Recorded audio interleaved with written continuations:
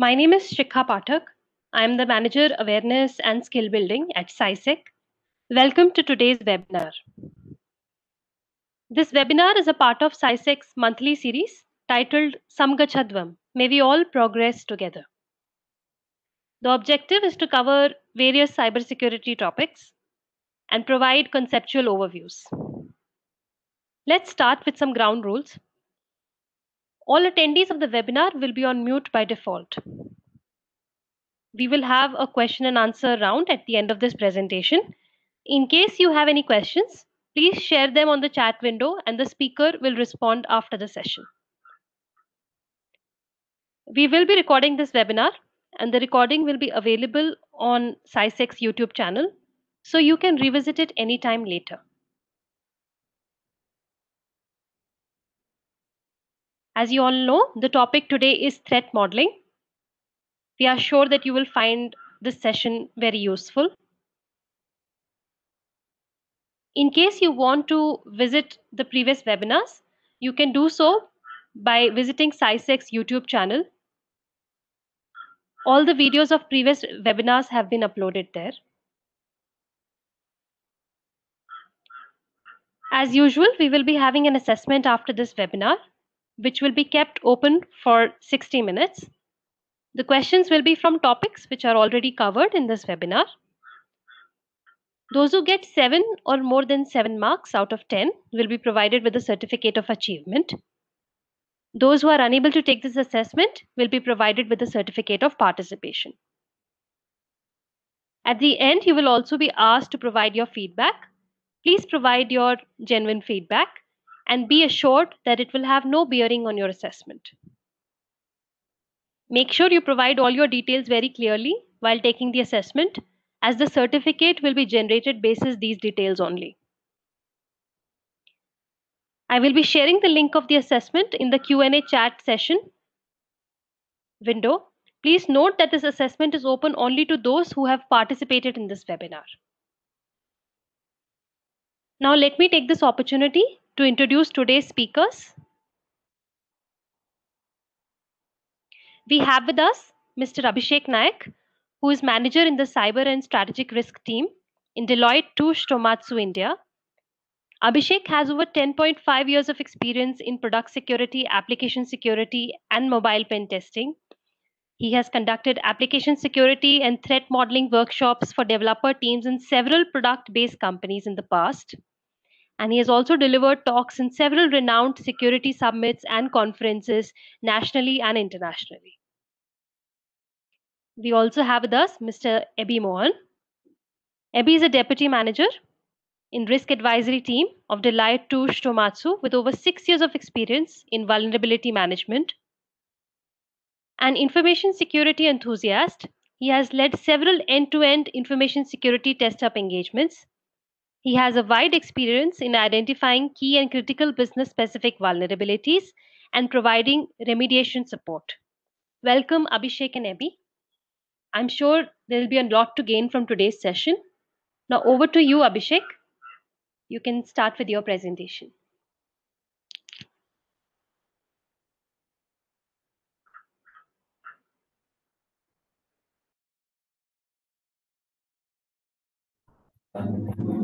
Thank you so much, Shikha.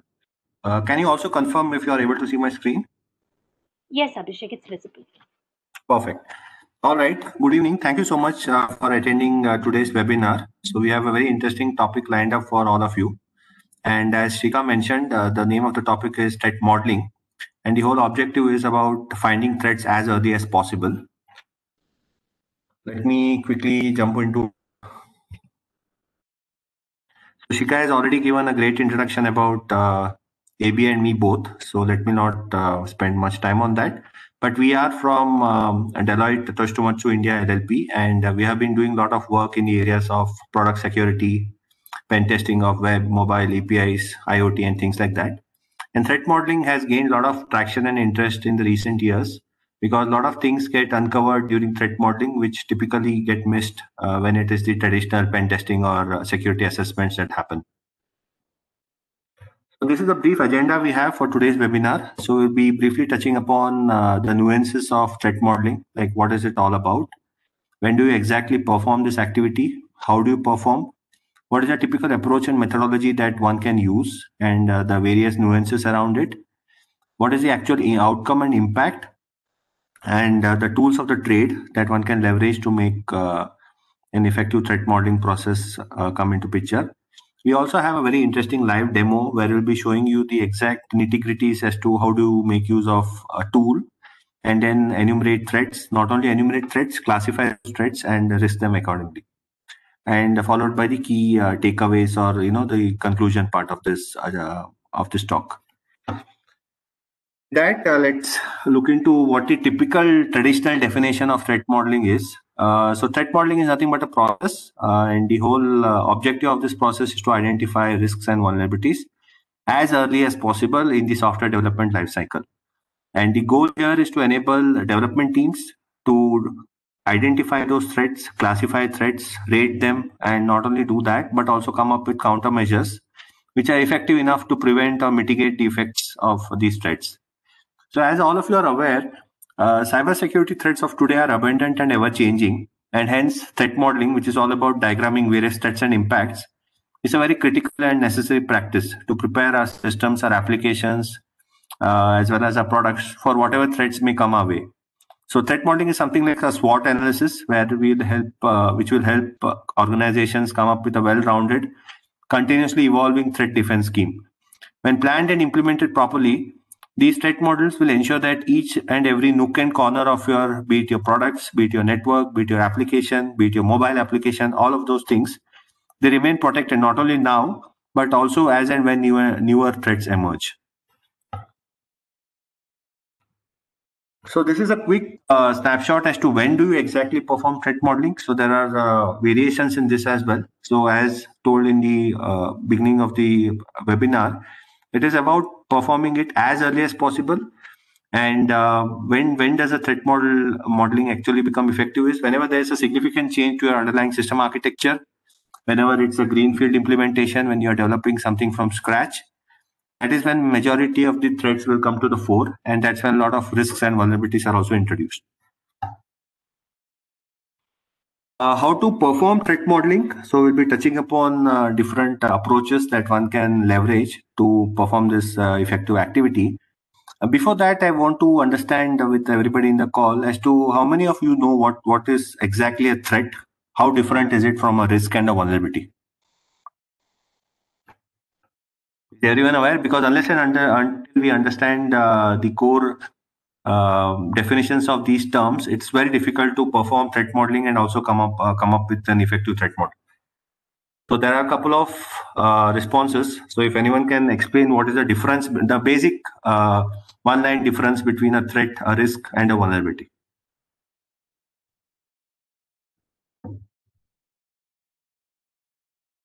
While it might be unreasonable to expect those outside the cybersec world to understand the differences, but more often than not, what we have seen is these terms are being used incorrectly or interchangeably, and hence it is very important. So a couple of folks in the call have said the call is muted. Yeah, you can use a chat window to explain the difference. Somebody has rightly said threat is something which can exploit vulnerability. That's the right definition. So let me quickly touch upon the major components of threat modeling. So there's something known as an asset. An asset, to put it simply, it is nothing but people, property, and information. And an asset is something we're trying to protect. Okay. Whereas threat is something anything that can exploit a vulnerability, either intentionally or accidentally. And the end result could be you obtain, damage, or destroy the asset. So the threat is something that we're trying to protect against. Whereas when we talk about vulnerability, it is nothing but a weakness or a gap in your system, which can be exploited by threats to gain either unauthorized access to an asset or do something, some other kind of damage. So these are the three terms, okay? And then comes the risk. So the potential for loss, damage, or destruction of an asset as a result of threat exploiting a vulnerability is risk. So somebody has rightly given the perfect definition of risk, where he says risk is the potential for loss of damage whenever a threat exploits a vulnerability. Perfect. So hence it is very important to understand difference between these terms. And if we are not able to understand the difference, then we'll never be able to understand the true risk to an asset. So if we have to kind of summarize and have come up with a mathematical calculation, okay, so what we can say is your asset plus threat plus vulnerability is your risk. So what we are trying to say is risk is a function of threats, exploiting vulnerabilities to your, whether it is to obtain, damage, or destroy threats. Okay. With that, I hope everyone is clear as to the exact definitions and the differences between these terms. With that, we'll quickly jump on to the different ways of doing threat modeling.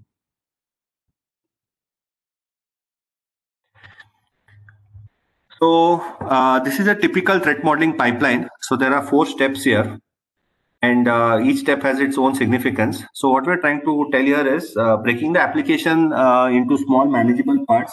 That's the first step, which is known as decompose. So here what we're trying to do is we're trying to divide or decompose a major system into manageable chunks. And from there, we kind of analyze each of those chunks based on some predefined process. We'll know what those processes are. And based on that, we go about identifying and recording the threats. And the output of this is about incorporating necessary controls to mitigate those threats. Okay. So at a very high level, this is how a typical threat modeling pipeline looks like. And there are different ways of doing threat modeling. We'll also show as part of a demo some of these methods. So first one is asset centric. We already know what an asset is all about. Attacker centric, where we're trying to protect our system or machines from an adversary with malicious intent. Application centric, it is all depending on the context of application, whether it's a mobile application, whether it's a banking application, things like that. So now let's deep dive into each of these approaches one by one. I would request my colleague AB to take over from here. AB, do you want to start the voiceover? Sure, Abhishek. I believe Abhishek has already given a pretty good introduction to what exactly a threat modeling is and when to perform a threat modeling. And Abhishek has already told we have to do it early in the SDLC phase. Now, why do we want to do it early in the SDLC phase? That is something related to if we are able to identify the threats, then we are able to identify the threats in, say, design phase itself. We can add controls for those threads in the design phase itself, and it might not arise a bug at the end of the development cycle and the developers have to fix it. So it will actually save a lot of time and money and effort from a development perspective. So that is the reason why we are actually doing this threat modeling at the very beginning. Now, coming to different threat modeling approaches. So first we are going to cover asset-centric approaches. Again, what are assets? So if you're going to build an application, so what will be your assets? So it could be anything that for your application or your organization want to protect. So your organization for that application will obviously want to protect the databases, server, credentials, financial information, PIS, and everything, and many other things. So another one important thing to consider over here is for different applications, we might have different assets. Say, for example, there is an authenticated page over there, and whatever resources are inside the authenticated pages should not be accessible to an unauthenticated user. So these pages now comes under some kind of an asset actually. So these pages has to be protected from an unauthenticated user. So obviously now something that has to be protected is our asset. So this again will come as an asset to us. Can we get the next points? Yeah. So again, I have already covered why it is best to be done in the requirement gathering phase of an SDLC and things like that. So again, once we are doing the requirement gathering, we will be able to easily identify the assets or the things which are going to be protected for that particular application and that organization. As I said earlier, depending upon different organization or applications, the the assets can differ. So what is considered as an asset in one particular scenario might not be an asset for another organization and another application. So yeah, so we will be getting a list of we will be defining a list of assets for an application during the requirement gathering phase. And now once this requirement gathering phase is over, we will output a requirement. We will have additional requirements as part of this. Now, if we go down, Abhishek, can you get the next point? Yeah. So this is very simple process actually, but this is one very technical limitation. So we are actually identifying and saying that, okay, we are going to protect this asset. So there is no technical control. So there is no technical methodologies defined over here, how we are going to actually protect those assets.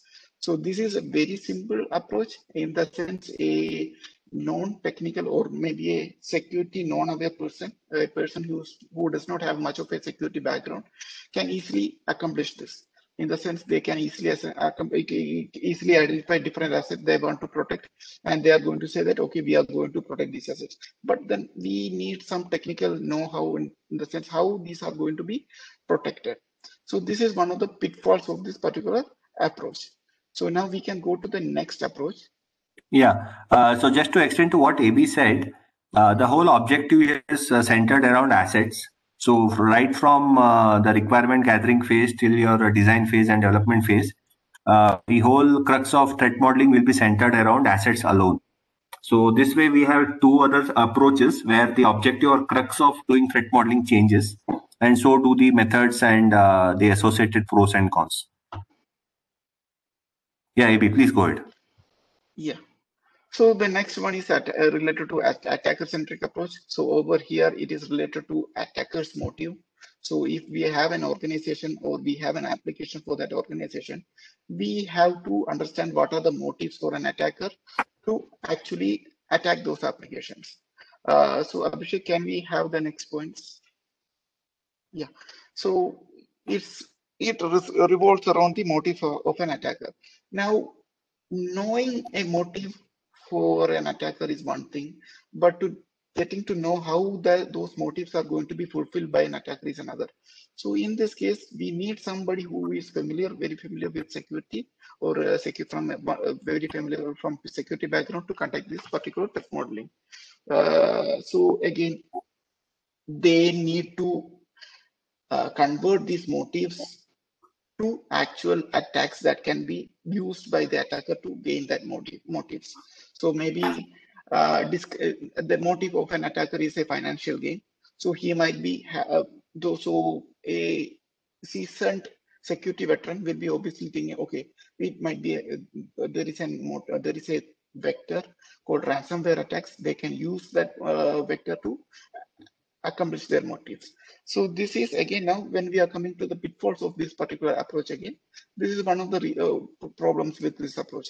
There should be a detailed amount of motives can be laid out by anybody, but then again, coming up with different threat vectors to accomplish those motives has to be done by somebody who has a digital security background. So there should be specialized people in the organization to actually implement this kind of approach to threat modeling. Anything you want to add, Abhishek? Yeah, so AB has covered most of the things very nicely. The only thing which I would like to add here is many a times we focus or we believe that attackers are some people sitting in some underground room wearing hoodie and trying to hack your systems. That's not the case. It's good to be shown in movies, but the actual sense is they could be somebody within your organization, somebody who is already knowing how your architecture is, how your infrastructure is, and they could be with malicious intent and they could be motivated for whatsoever reason to formulate attacks and compromise your system. So when we say attackers, while doing threat modeling, many a times insider threats, insider attacks are not taken into consideration, which kind of ends up leading threat modeling to be less effective. So whenever you're trying to do threat modeling after attending this webinar, please take into consideration even the insider threats and insider attack vectors.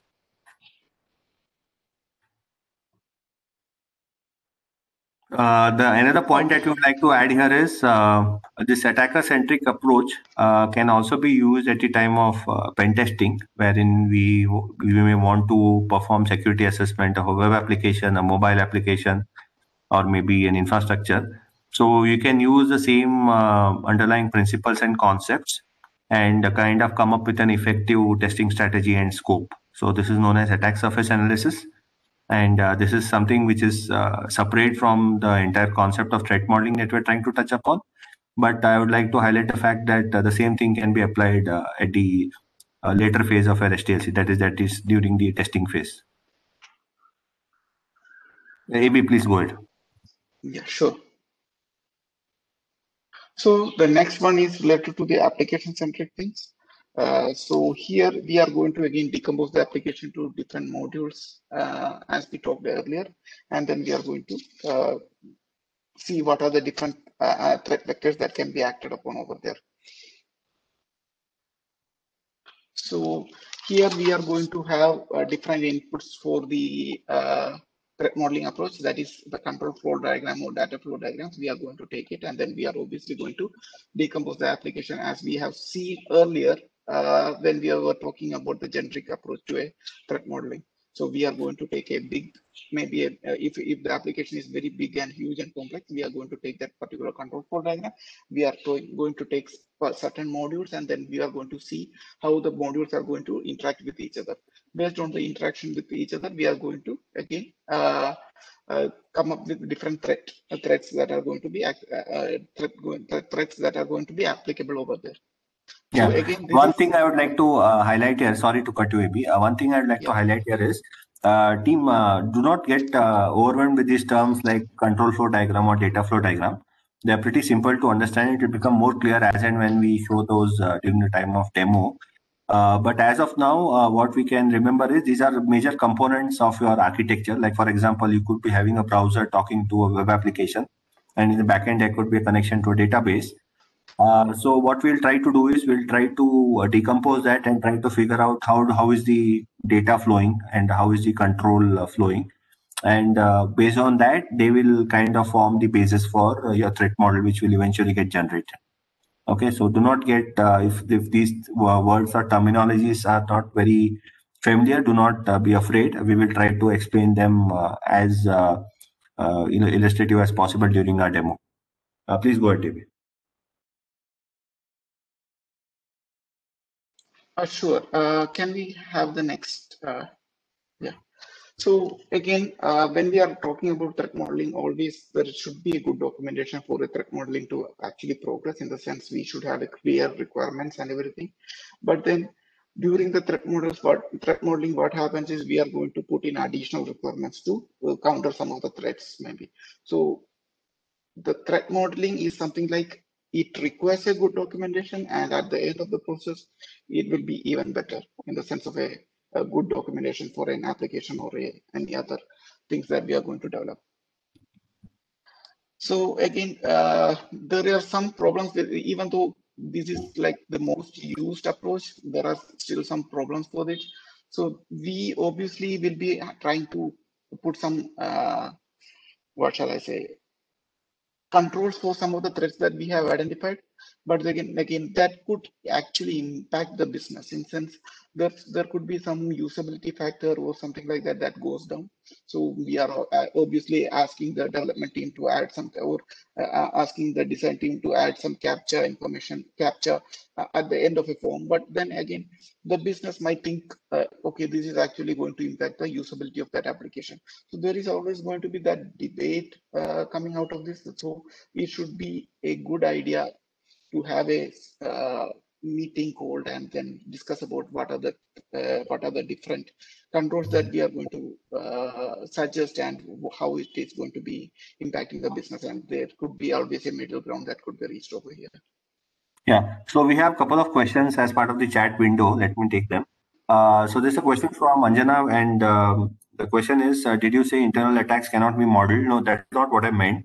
What I meant to say is internal actors, internal threat vectors should always be considered. So what I meant is that is one of the areas which often goes unnoticed as part of oversight, and it should be considered. So let's assume you are designing a threat model for a system where there are some internal API calls. So many of the times we hear from developers or architects that since these are internal, there need not be any specific protection mechanism in place. But think of it, if somebody who is an insider attacker and he wants to create havoc, he can use these in unauthenticated APIs to fetch some data, and from there it's like a gold mine for him. So what I meant to say is always consider internal threat vectors, internal actors, as well as insider threats while doing threat modeling. Hope this answers your question.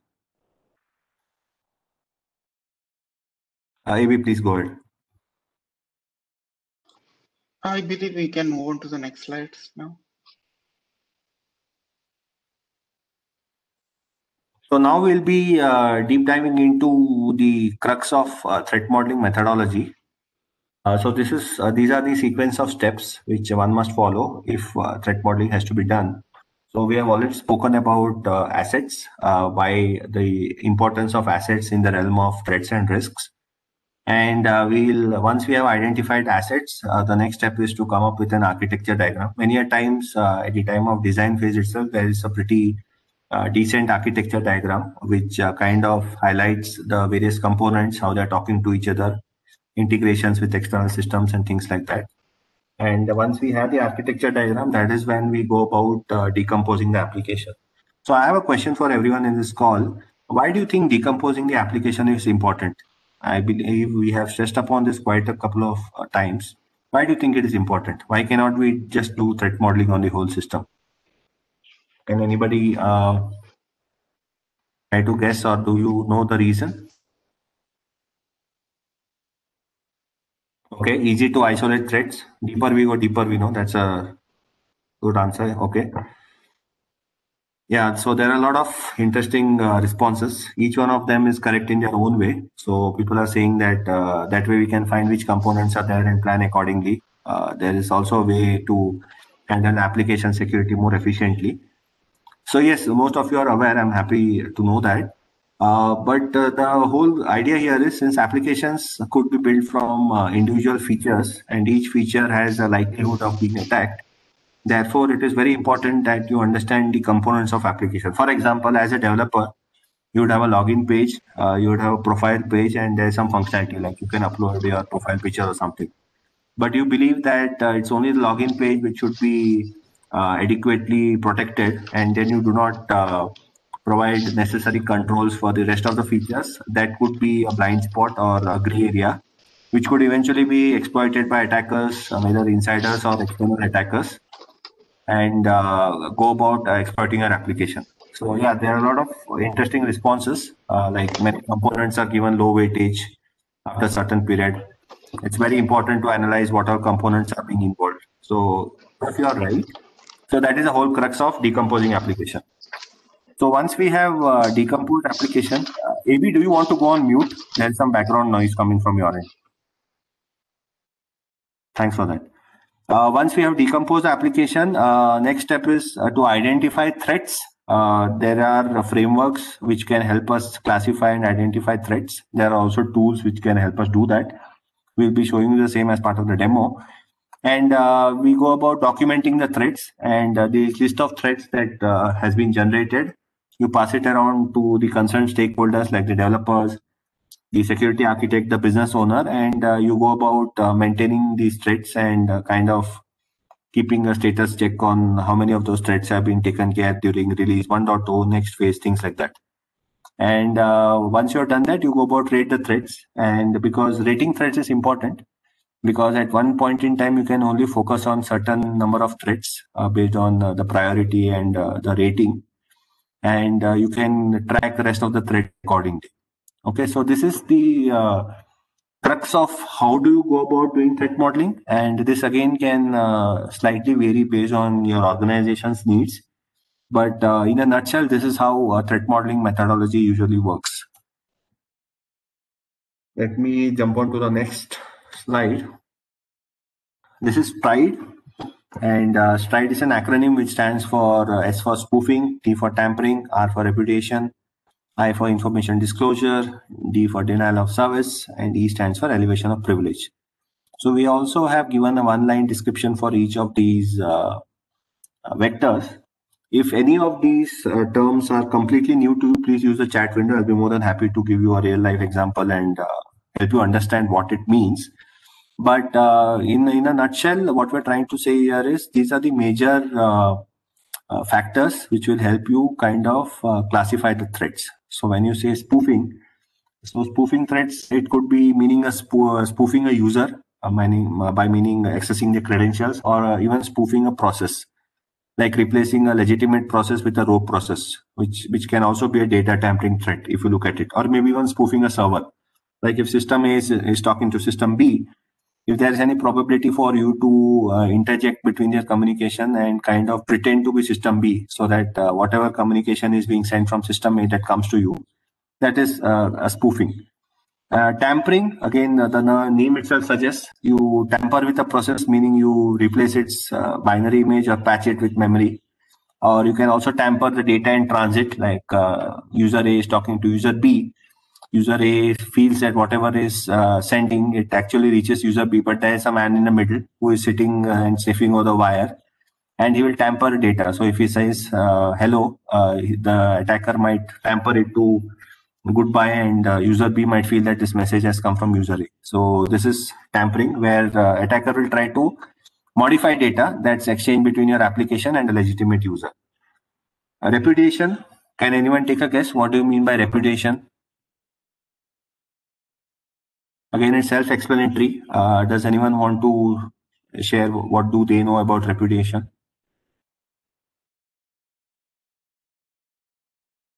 Repudiation, non-repudiation, these are two terms which are very important whenever you talk about the CIA triangle as well. So reputation is about having the probability, or not probability, having the possibility of ensuring that whatever actions have been performed, there is some kind of trail to it, like auditing of logs and things like that. So, for example, today somebody has hacked into somebody's account and he has transferred money. If there is no way to trace his original IP, then whoever has performed this malicious act will go unnoticed, undetected for a long time. So whenever you're designing a system, always make sure that you have sufficient logging and monitoring. So just in case an event has occurred, there is always a way or mechanism to detect who has actually triggered it and how long that activity has happened and things like that. Yeah, so there is a very good explanation, which is being responsible for an action. In the meantime, there are a couple of questions which I would like to take. So is this the same methodology for all types of threat modeling? It will vary. We will show you a couple of variations also, but more or less the concepts and principles remain the same. So it all depends on what you want to, what is the whole objective of a threat modeling. Like, is it just protecting, or trying your level best to protect maybe your database, which could be holding a lot of sensitive information? So your whole threat modeling approach and methodology will be centered around that. If your threat modeling objective says that I want to defend my system against all types of hackers, be it insiders or outsiders, accordingly, I will model my threat modeling activity accordingly. Okay, so it varies, but the basic methodology remains the same.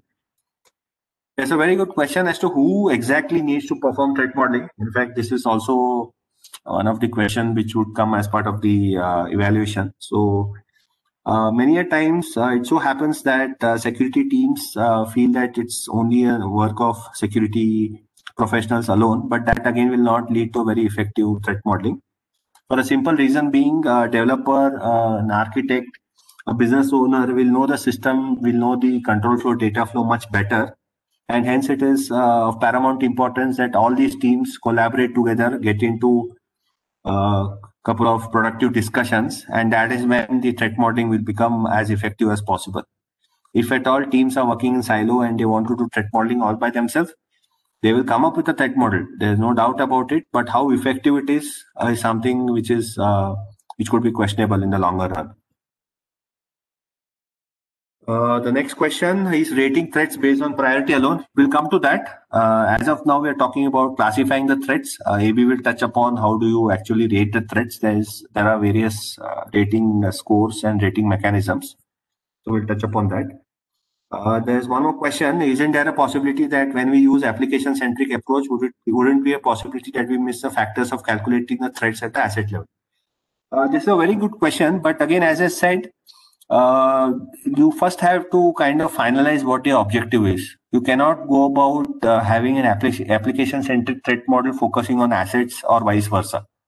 You first decide what you want to achieve as part of a threat model. Have a very crystal clear objective, and then you have a threat model centered around it. Hope that is clear.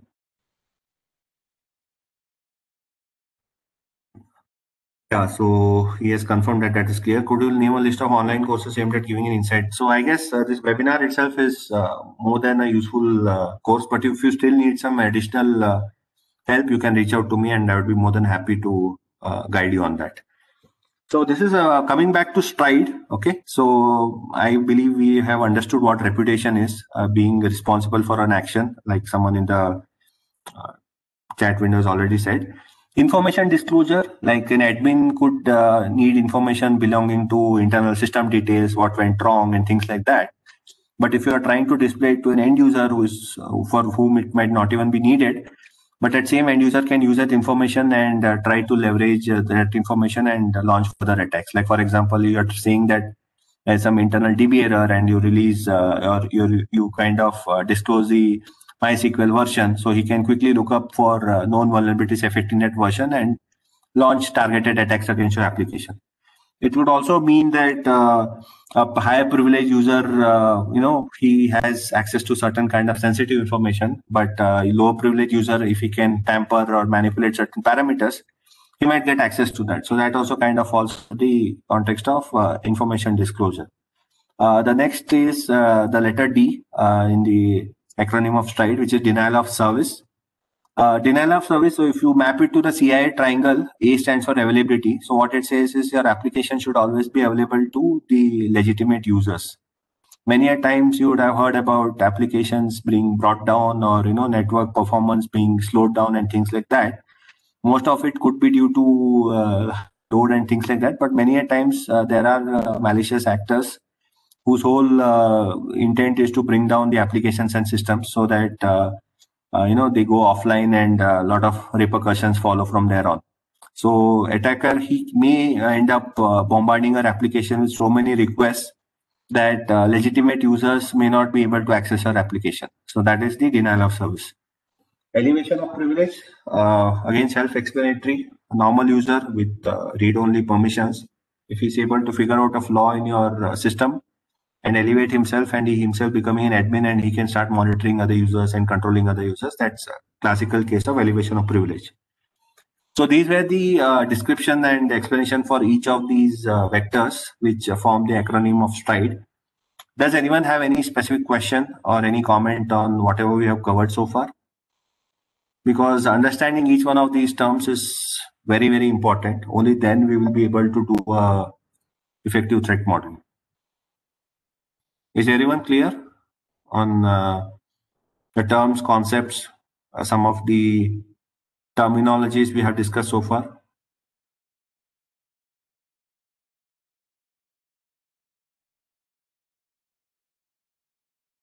All right. I'm getting a lot of affirmative answers. That's good to know. With that, let's quickly move on to the rating of threats. So we have identified and we have classified threats. Now we'll go on to rating the threats. AB, please. Yeah,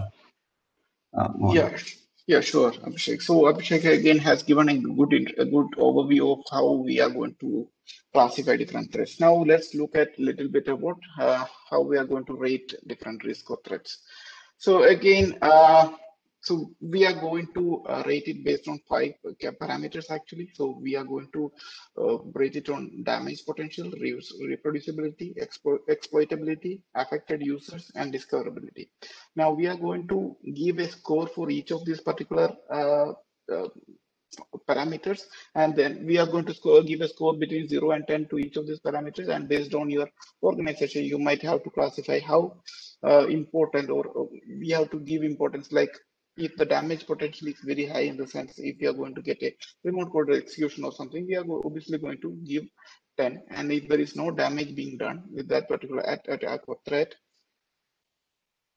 attack or threat, maybe then probably we can give it as a zero damage potential.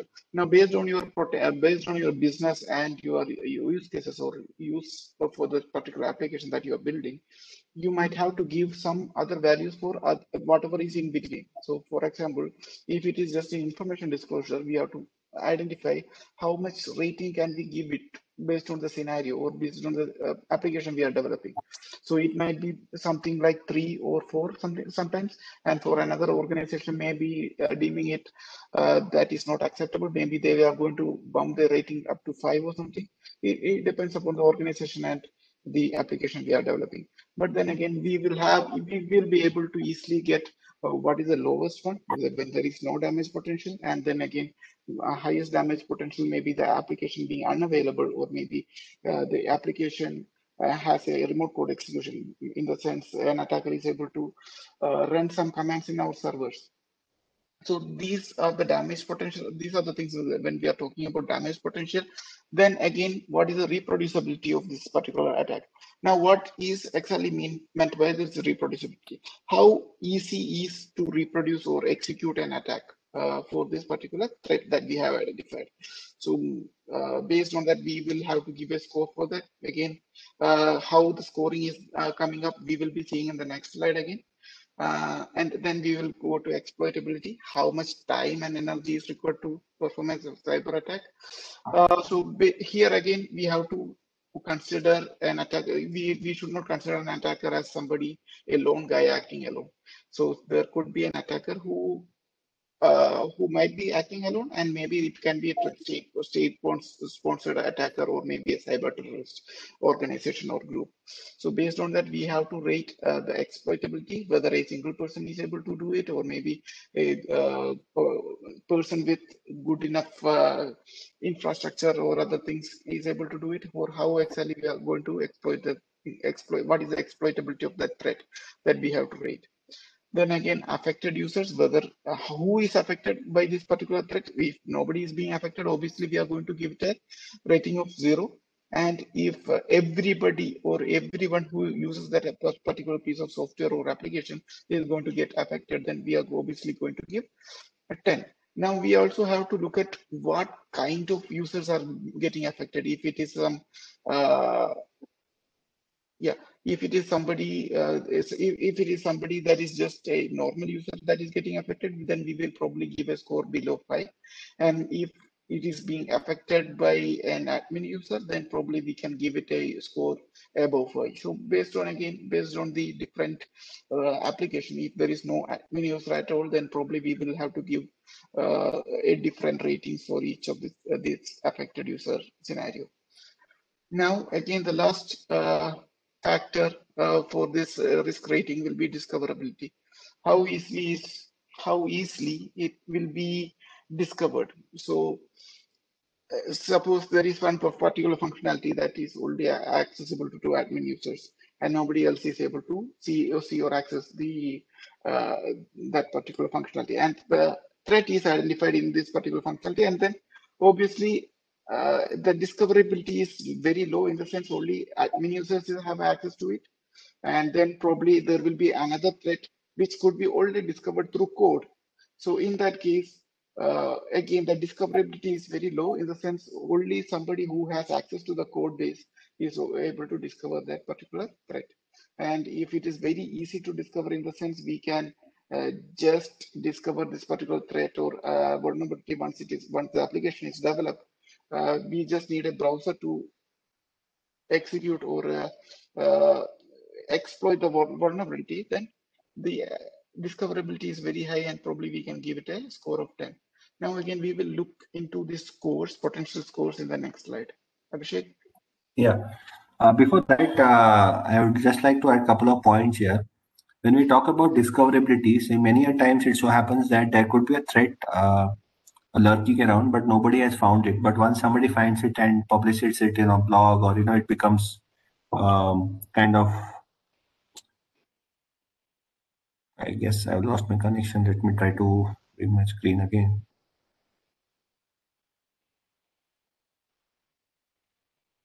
Can you confirm if you are able to see my screen? Yes, Abhishek. Okay. So I was talking about discoverability.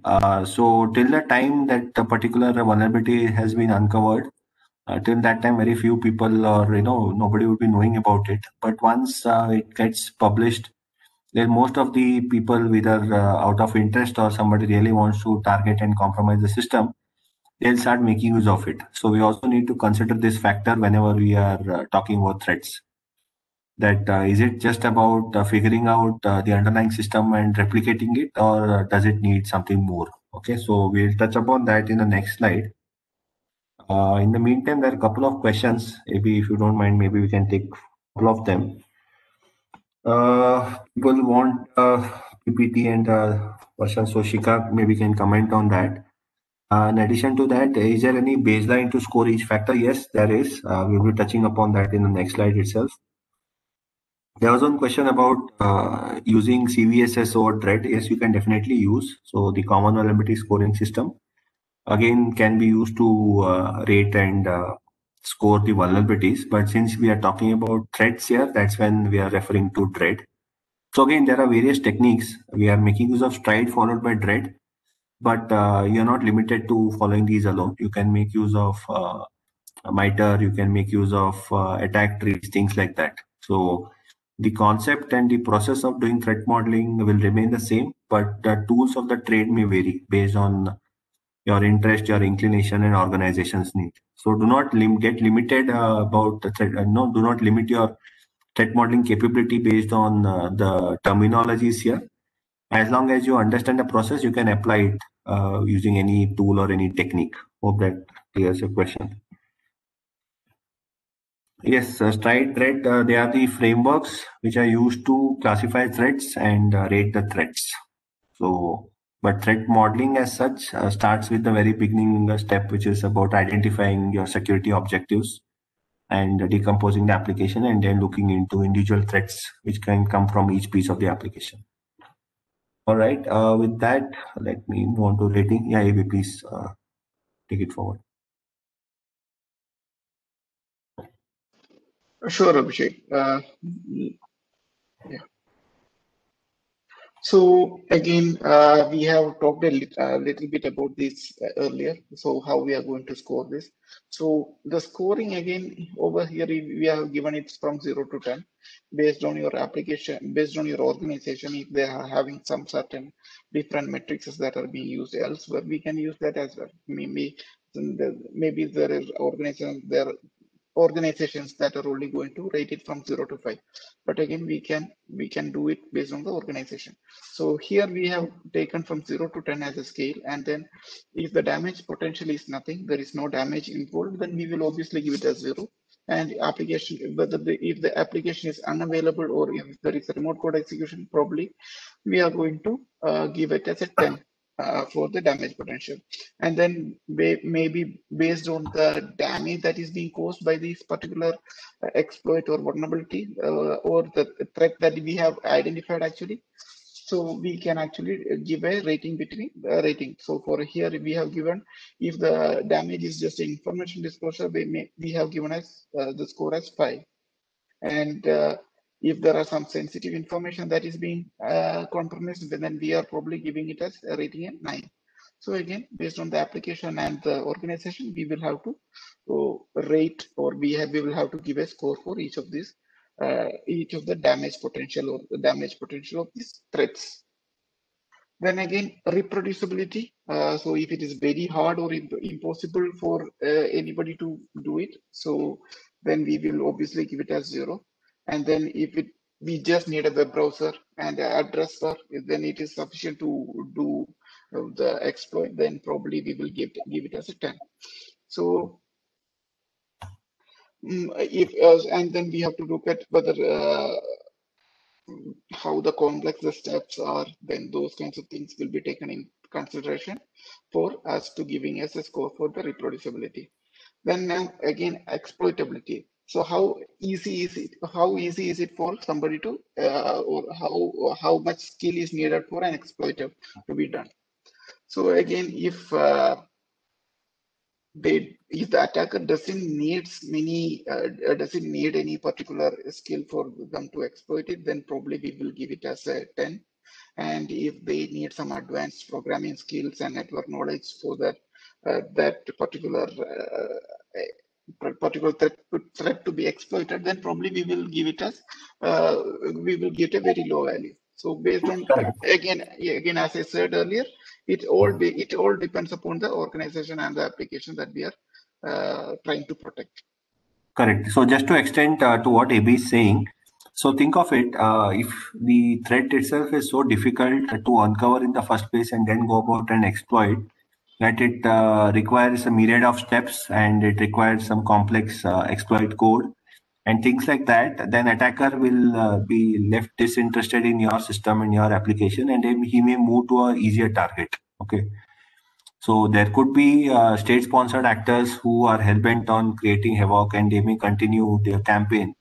But most of the script kiddies and somebody who has just managed to find your vulnerable application by a Google Doc or a POT, he may eventually move to a more easier target.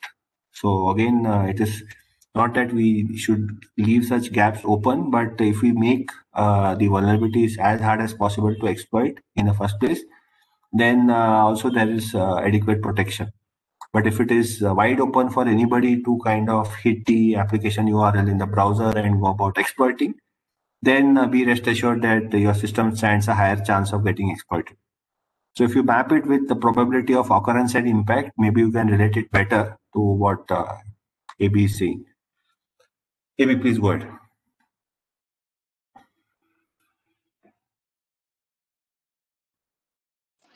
Thanks, Abhishek. So we will have two more factors to cover. So if you can bring up that.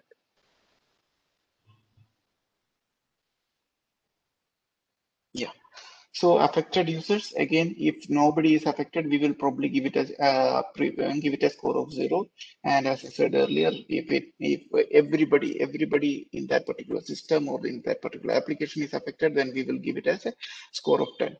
And again, we have to look at who are the, if only partial users are affected, we are going to give it a score between say 2.5 and 7.5. Then again, we have to look at who are the individuals that are going to be affected in case of a partial, in case only partial users are affected. So if it is administrative users who are going to affected, we will be higher up on the scale. And if there is some ordinary end user who is using that application that they are going to get affected, probably we will be on a lower scale. Yeah, I have a question here Then, to what AB just explained.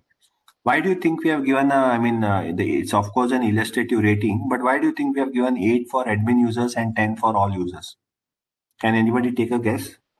Because definitely there is some rationale and logic behind this. Why do you think this is the case?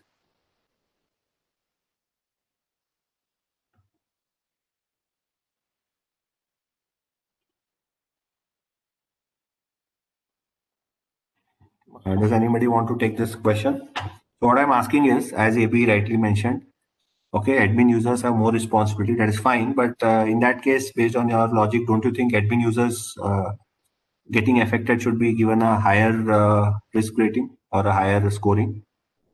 Correct. This is the answer we were looking for. Possibility that admin users getting compromised is lesser when compared to the normal regular end users getting kind of impacted. As user base means more business impact. That is right. All users will consist of admin users. Number of users are affected are more. Admins are select few. Correct. So most of you have got it absolutely right. So what we're trying to say here is, even though there could be a threat or a vulnerability which is affecting admin instance alone, but since that is kind of limited or segregated to a restricted network, vis-a-vis compared to an end user, like an application could have thousands of end users, and a threat or a vulnerability impacting them, the probability and the impact is higher, and hence this rating of 10 for if the affected user is all end user. Hope this is clear. See, because even the rating, although they could be for an example purpose alone, but why do we rate something as 0 and why do we rate something as 10? There's a logic behind it. And we understanding that will also help make our whole threat modeling exercise pretty effective and straightforward. Because if you're not able to differentiate which threat to rate, what score and why, then it becomes a little difficult to even convince rest of the stakeholders within the your threat modeling activity. So now let's touch upon discoverability. AB, please go ahead.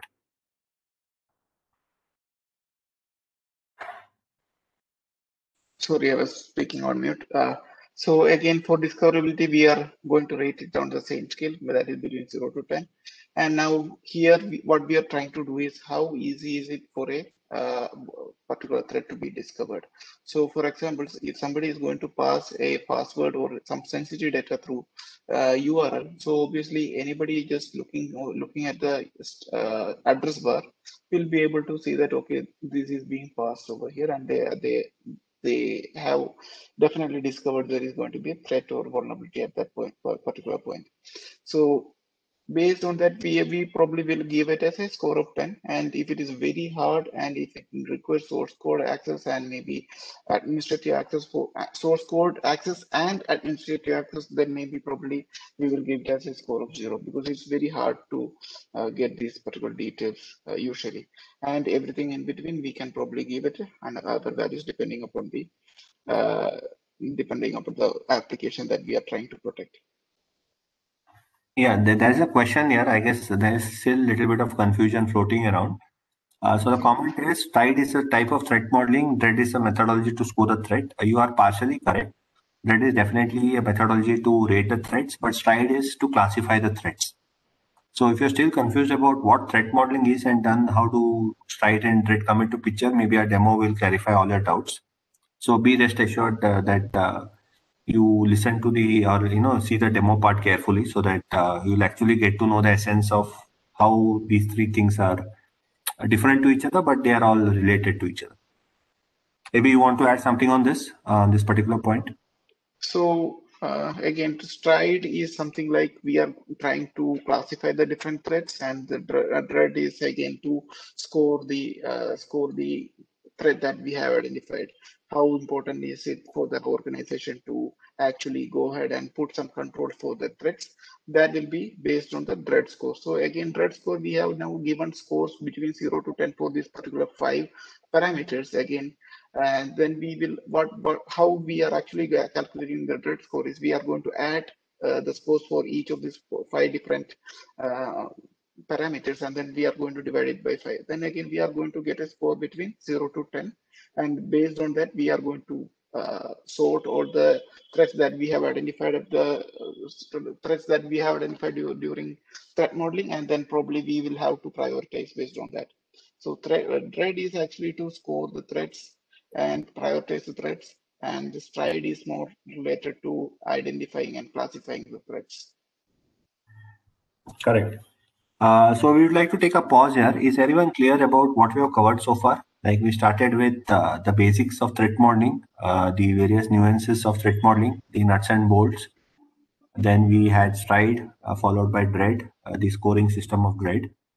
And before we jump into the demo, I wanted to ensure that everybody has got a basic understanding at least. So some key takeaways after attending this webinar, which you can directly go ahead and apply. Yeah, there are a couple of confirmation for the same. Good to know that. Now let's quickly jump on to the demo that we have planned. AB, can you confirm if you can see my screen with Yes, the Abhishek, Yes, it's visible. yes. Yeah. Okay, great. So this is the threat modeling tool from Microsoft that we're using for this demo. Again, as I told at the beginning itself, do not be limited to any specific tool. Tools will come and go, but if our concepts about threat modeling is very clear, we can make use of any tool. So there's a popular saying in the world of cybersec and pen testing, which is a fool with a tool is still a fool. Okay, I'm not sure how many of you have heard it, but what it means is do not be over reliant on a tool, because tools at the end of the day are done by themselves. They do not have any intelligence. They are only used to aid do certain steps more efficiently. Okay. With that, this is how a Microsoft threat modeling tool looks like. This is version 7 dot something. AB, can you confirm the version as well? So this is 7 dot something, and what it does is once you have the architecture diagram, so for the sake of simplicity, I have given a simple interaction here. So you have a browser, you have a web application. If you're asking me how did these come, they come from this right-hand side window. There's something known as stencils, and based on the threat modeling template that you choose, for example, here we have made use of the Azure template. there are a lot of other predefined templates like your IoT devices, your medical devices, things like that. If you Google about it, it's pretty easy to get it. Based on that, those stencils appear here. So stencils are nothing but components which will eventually make up your diagram. So in this case, I have just picked up a browser and a web application, and here I've shown that the browser is making a request for something, and web application is corresponding to that request. Okay, for the simplicity's sake, this is how I've defined my model. So if you go at the top hand side, the pane, so here you will have different ways you can create a report, and you, as part of the view, you can go to analysis view. Once you go to analysis view, okay, please use the chat window to ask me to pause or reiterate on something which is not very clear. But again, this is a very simple Lucid tool to follow and kind of do a threat model. So once I do the analysis view, the tool by itself will generate a list of threats for me.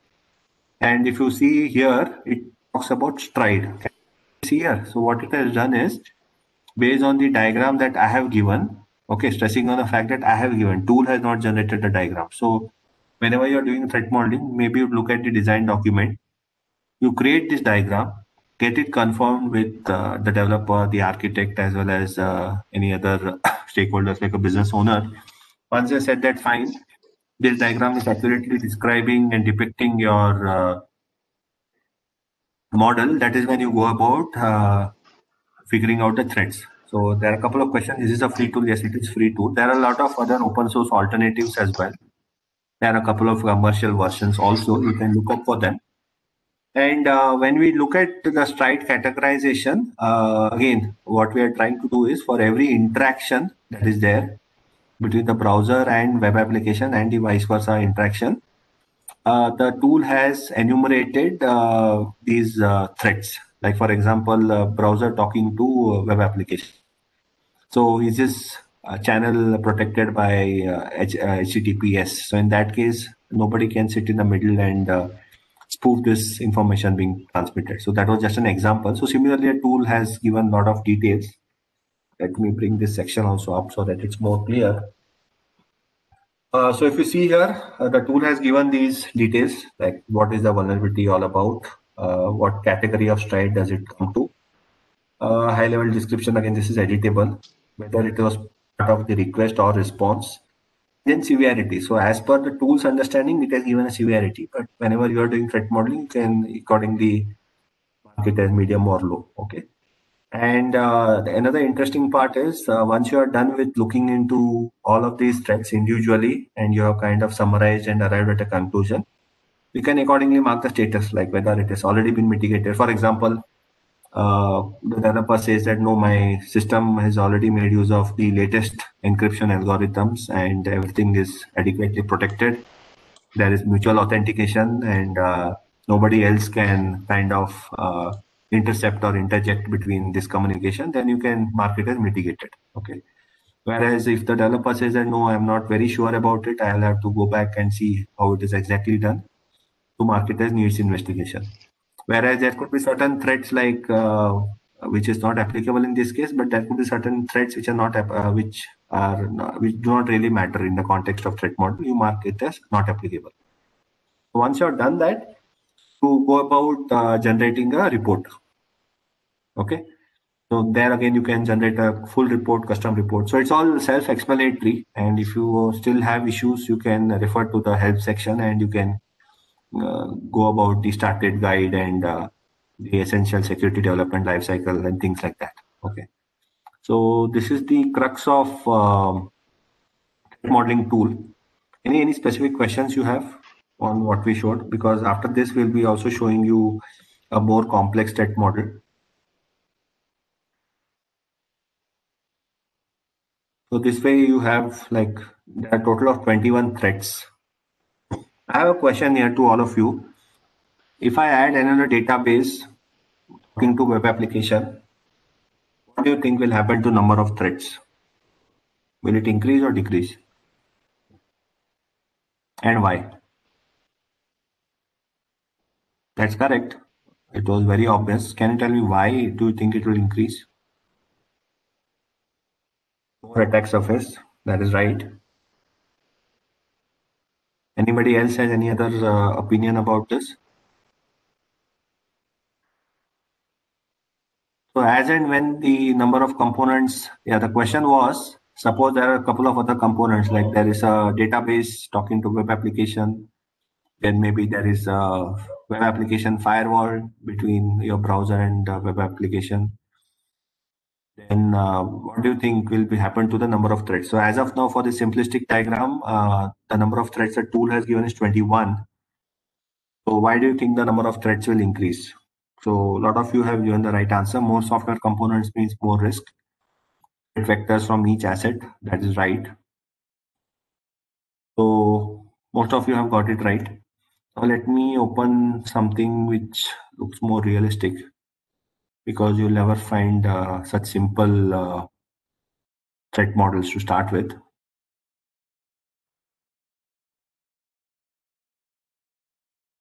Let me stop sharing for a while and let me bring it up.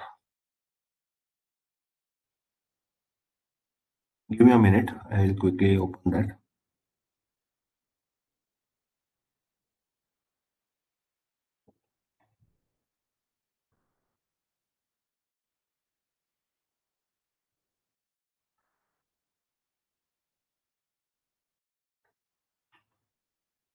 Yeah, AB, can you please confirm if my screen is visible now? Yes, Abhishek. Okay, thanks for that. So this is a more realistic looking threat model. Again, don't be confused with so many components. If you break it into pieces, it's very easy to understand. So it is nothing but an extension of previously shared threat model. Okay, so you have an external user over the internet, and then you have a web application firewall, and which is in front of your traditional web application hosted in your internet DMZ. And then the web application is talking to a database, a SQL database, via certain traditional ways of requesting and responding data from a DB. Okay. Now there are these dotted lines highlighted in red. Is anyone aware what do these dotted lines indicate? Because there should be a reason, right, as to why these have come into place. So the things are self-explanatory. So here the communication protocol is HTTPS. Internally, there are HTTP calls. Okay, then here this making use of SQL queries. But there are these red dotted lines. Can anyone take a wild guess? What do these perimeter trusted boundaries? Yes. Right. So as some of you have said, this is known as a trust boundary. What happens is at this boundary, the level of trust changes. So let me try to simplify it for you. So what I'm saying is whatever is there on the right hand side of the trust boundary, it's all within a DMZ. So what it means is the components, they feel that there's sufficient authentication authorization here, and they kind of trust each other. That is the probability of somebody kind of making an entry here is much lesser compared to somebody pretending to be an external user. So across this trust boundary, the level of trust is changing. So any request which is coming from the outside world, if you map it to the crux of application security, never ever trust user input. Same applies here as well. So whereas here there is sufficient level of trust. Again, this does not mean that nobody can penetrate and attack here, but the probability of somebody doing it from outside is much higher compared to somebody doing it within. Because if somebody has to do it from within and he has to pivot across systems, the probability of him getting caught or him being unsuccessful greatly increases. Okay. So across this trust boundary, these are the connections which are being made.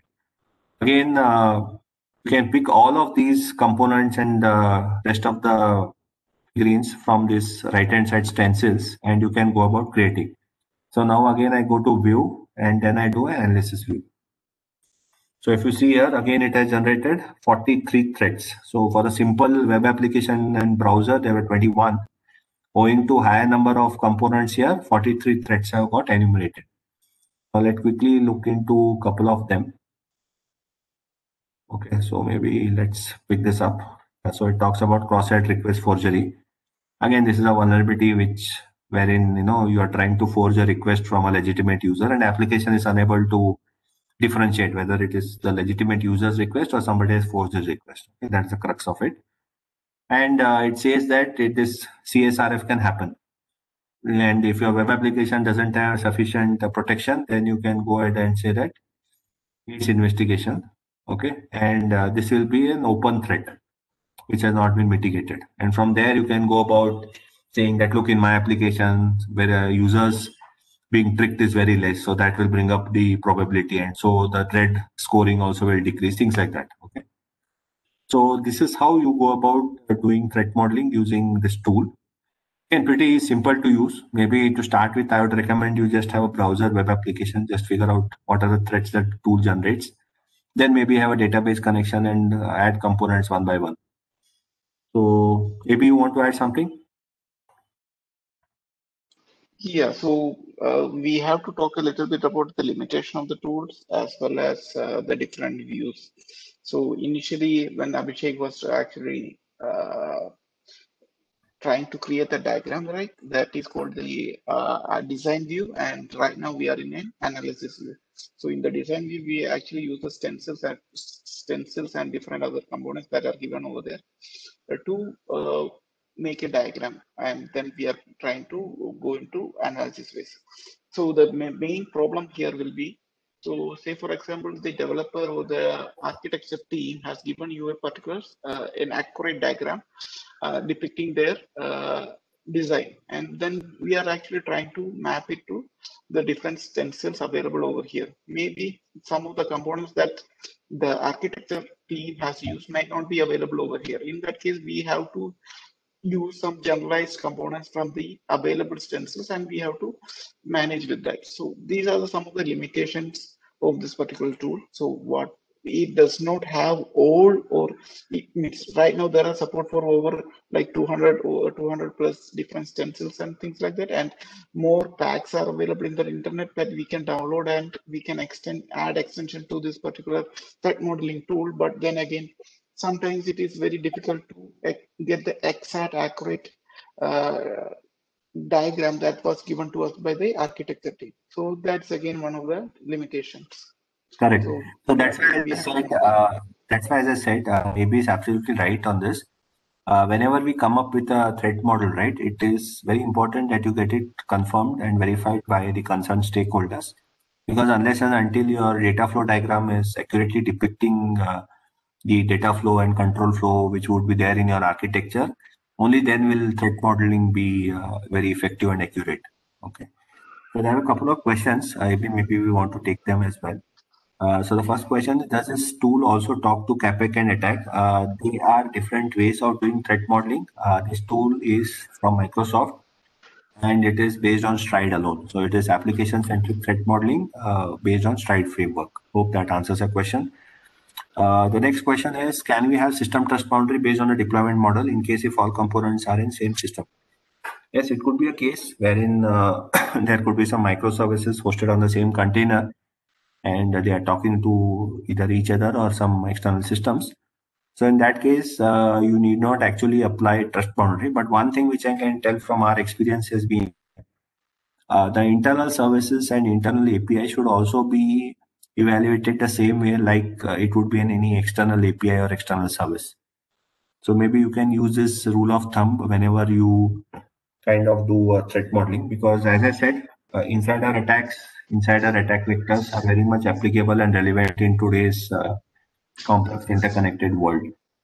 So at the very beginning, you may feel that nobody can do this internally, but as and when your systems evolve, as and when you interpolate your systems and make it more complex, then you may lose a track of what is happening internally and how most of them are exposed to the outside world.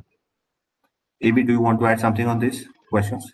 yeah, as we have discussed previously as well, so we cannot actually take one particular system and expect it to work everywhere, right? So based on the different organization, they will have different tolerance levels to some of the threats. So some organization will be saying that will be lenient towards some of the internal threats actually. So in that case, what maximum we can do is like for when we are rating the threats using the dread, right?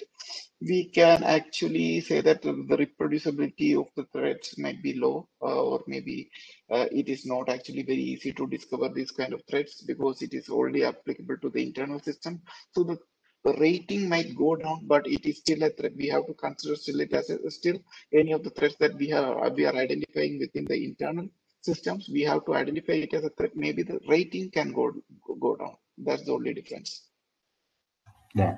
And there's one more question. Internet DMZ is a trust boundary? No, it is not. We are only trying to tell that all of these systems are sitting in the same box. That is what we're trying to identify. The trust boundaries are only these dotted red lines where the level of trust changes.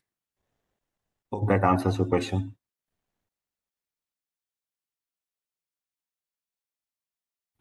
Correct. In case of thick client, obviously it is a single system, but in thick client, there could be a lot of other artifacts which come into play. Like your thick client could be writing something to memory, your thick client could be writing something to your operating system, your file system, shared file system, certain areas which is accessible to all, certain systems which are certain areas or partitions which are accessible only to privileged users, things like that. So although you may feel that in thick client there is no trust boundary, yes, but then you still have to do threat modeling if you ask me.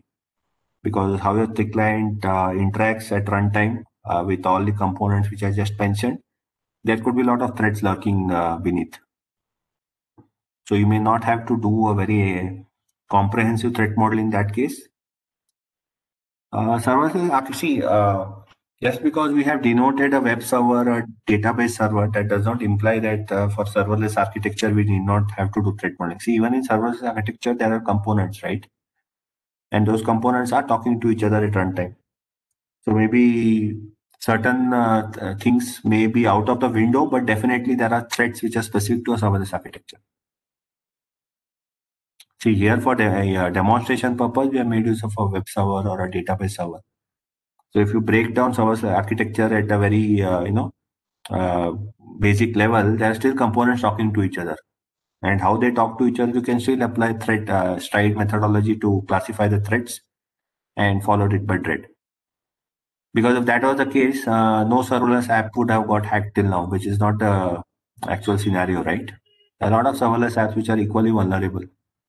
But what components and how they're interacting, that mechanism has changed in serverless. Hope that answers your question. So any specific doubts you have on this diagram before we kind of come to the concluding part? So all of you can give a try. Do we need to have threat model? Yes, as we said, depending on which type of threat modeling you choose, whether it is asset centric, then you do it during the requirement gathering phase. If it is the others, you can do it during the design phase. And it becomes important that you do it before development, because once code has been written, built, and compiled, then the probability of you including these mitigating factors or countermeasures also reduces, because there's a lot of cost involved. So it's much easier to figure out the threats, enumerate them, rate them at the very beginning, and come up with countermeasures or mitigations before you actually start developing it. So one thing just I want to add over here is like in nowadays we have different methodologies for development, right? So some might use waterfall methodology and one might use agile methodology. And so whatever we have talked up to now is more like a waterfall method, but then again, if it is coming in an agile method, every particular sprint, we will have a new design phase for the new integrations to that particular application. At that time, we will be doing the threat modeling again for whatever is new being integrated into the applications. So it is not like that once the design phase for an agile will not be over until all the sprints are over. So yeah, that is something that we have to take into consideration. All right, let's move on to the concluding part. This is the tool that we used. All of you can have a look at it, download the latest version, and there are a couple of open source alternatives also by the name of CSponge and ThreatDragon. There's also a commercial tool by the name of Threat Modeler.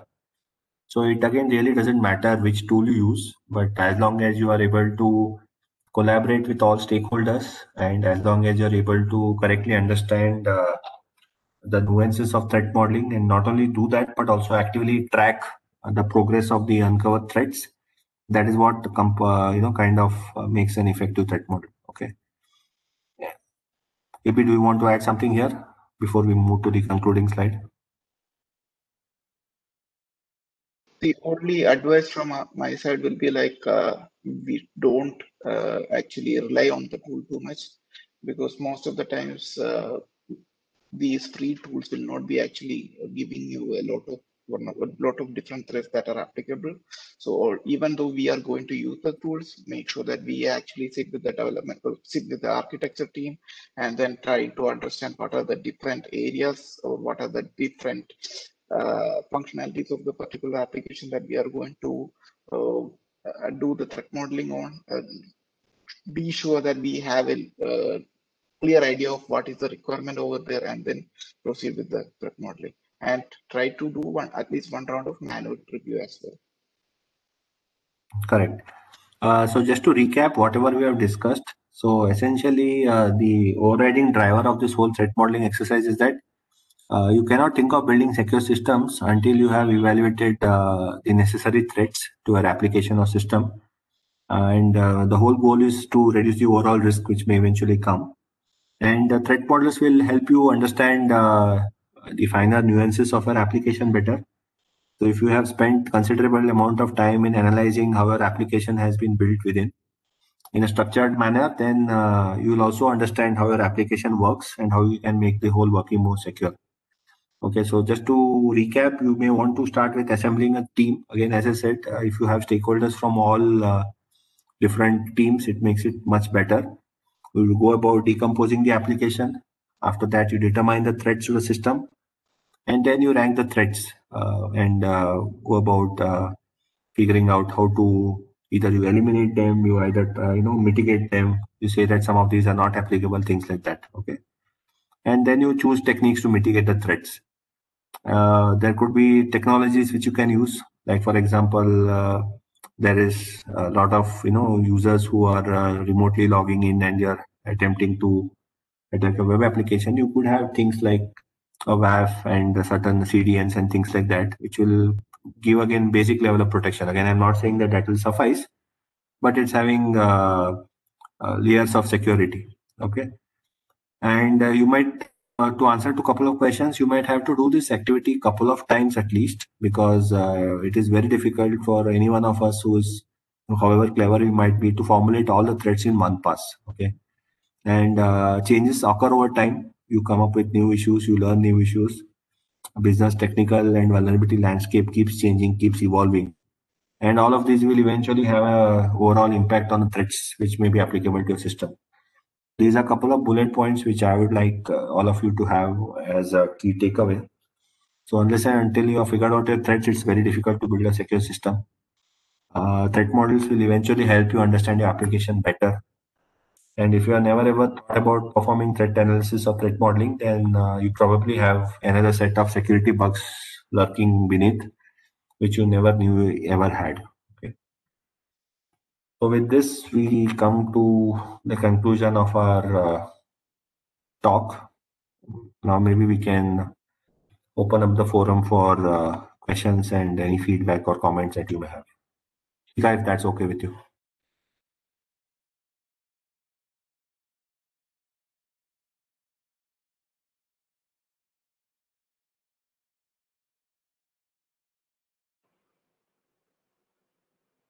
Yeah, thanks Abhishek and Abhi.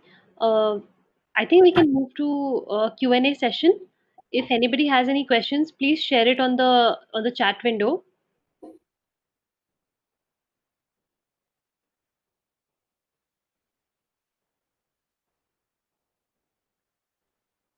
Yeah, the one question that I could pick up is what is the typical time taken to perform threat model for a web application? That's a good question. So it depends on certain factors, like how complex your web application is, the multitude of components within a web application, and how mature are the existing security processes revolving around threat modeling. So if you're doing it for the first time, be rest assured that it will take considerable amount of time, but maybe the second or third iteration will happen more quickly. But I would always recommend you to have this threat modeling go through 2 to 3 iterations at least, and that is when you will come up with a more accurate threat model. So again, having a threat model doesn't eliminate all threats, because again, there's nothing known as 100% security. but it only reduces the probability of you getting some last minute surprises once your system is developed and ready to be deployed.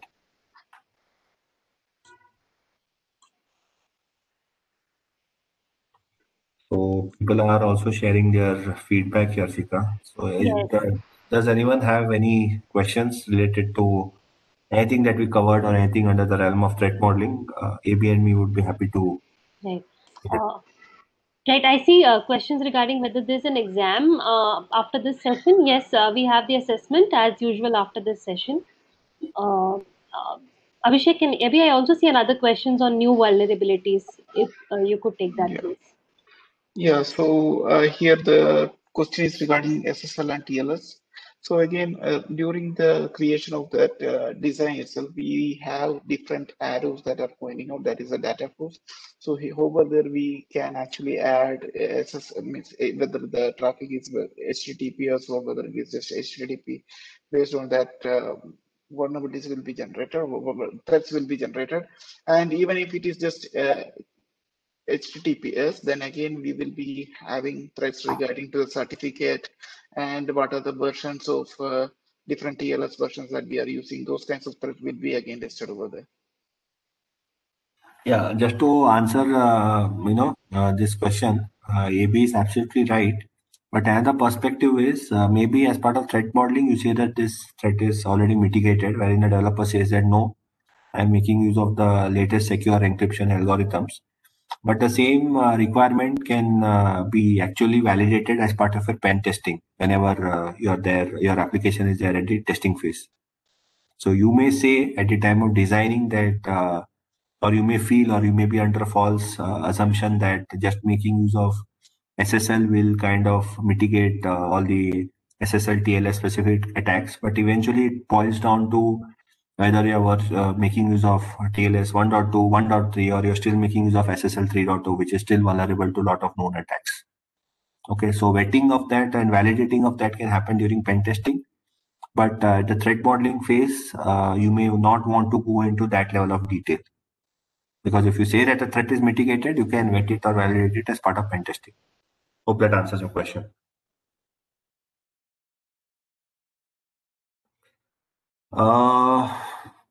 What are the key initiatives a security professional need to bring in the transformation of DevOps to DevSecOps? This is slightly off topic, but the only thing is threat modeling being done at the requirement phase or design phase, depending on which model you use.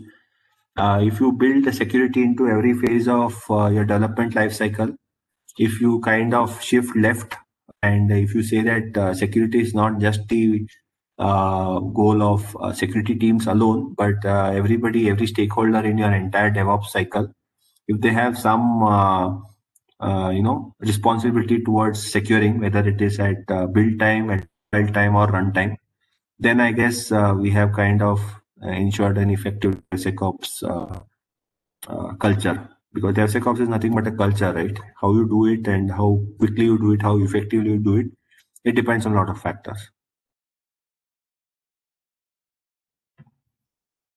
Any other questions? Yeah, so I would like to take this question. High level overview on what happens after initial submission of threat model. So once you submit the threat model with, let's say you have come up with 10 threats, out of which team says that 5 could be needs investigation, and they kind of agree with you that, look, we assume that our design is secure enough to counter these, but now we have figured out that these are open threats. Then you go about rating them. Once you rate, you kind of prioritize them. And then you see, they may say that as part of this phase 1.2, it's very difficult for us to counter this threat, but maybe in the eventual phases, we'll definitely come up with a plan. So that way you keep tracking that threat and it's a known risk. And that eventually circulates further down the line. Hope this is clear. How OS vulnerabilities come after the threat. If you have listened to our explanation about the threat, vulnerability, and risk, this is self-explanatory. Vulnerabilities will exist because of flaws in your code, whereas threats will come into picture because of flaws in your design, if I can put it. AB, is that correct? Do you want to add something more? I totally agree with you, Abhishek, over there. So when we are talking about OWASP, mainly OWASP do have a page dedicated to how XLE threat modeling has to be carried out and things like that. But again, the classification is, if you are talking about the classification, then again, it will be much better to use Stride over there, than the OWASP categories over there. Correct. There's one more question. Does any one of these tools give the threat vectors from a specific compliance point of view? The answer, at least as per my knowledge, is no. At least Microsoft threat modeling tool doesn't give you compliance specific view, but maybe you can evaluate other commercial tools which may give you that kind of view. Yeah, I so guess there what are we're trying some. to ask. Yeah. Yeah, there are some commercial tools actually that specifically puts out some complaint standards and things like that. But then I am not aware of any tools that are free to use and have uh, specific compliance related classification and things like that. All right. Do we have any other question? I guess we are.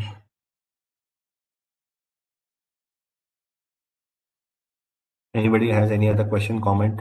Please use the chat window so maybe we can take a couple of them before we wind up the session.